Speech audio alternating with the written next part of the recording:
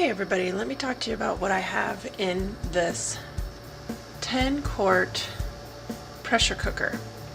I'm not actually pressure cooking anything, but I am making bone broth.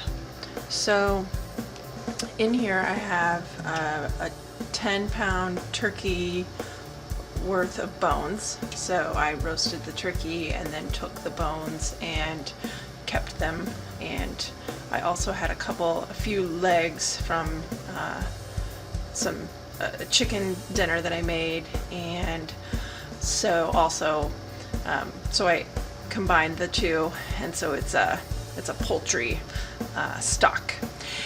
In here also you'll see some carrots and onions and celery, and they're about 2 large carrots and 4 stalks of celery, and then 2 medium-sized onions.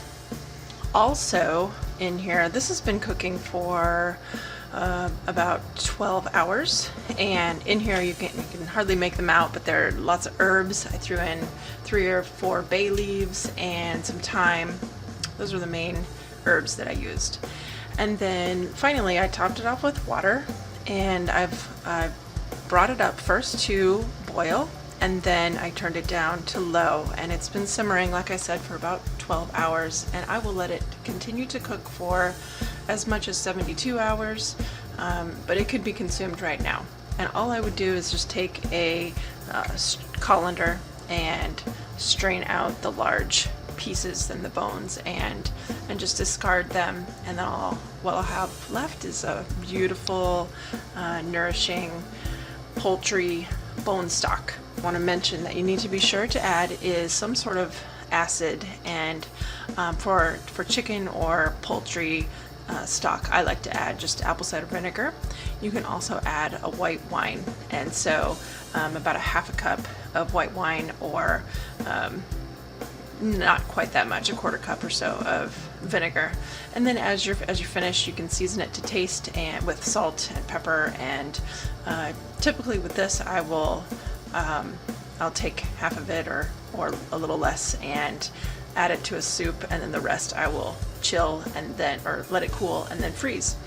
And one other thing to keep in mind, that since this is cooking for quite a while, you might want to have a rag nearby, because you're going to have a lid on like I showed you, and I'm not actually keeping it on tight. I'm not actually pressure cooking it. It's just my pressure cooker is a perfect size, and so that's what I use.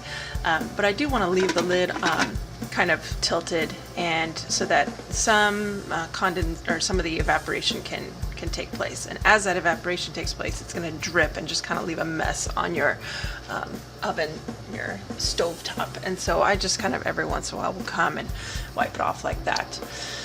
All right, so the main benefits that you're getting from the bone broth, making your own bone broth, is more than just flavor.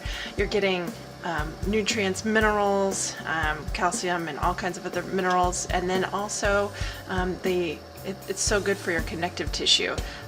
Bone broth is high in glycosaminicglycans, which just goes right to your connective tissue, your joints, and it's going to strengthen them. And so I highly encourage you to try making your own bone broth. One last little tip that I want to give you is that as you see the water evaporating, because I started out and I filled this to nearly to the top, and as it just simmers very, very slowly, some of that water is going to go away, and so feel free to add a little bit more. So I've already added about an extra liter or so since I first started this. So those are a few tips, and I encourage you to try making your own bone broth.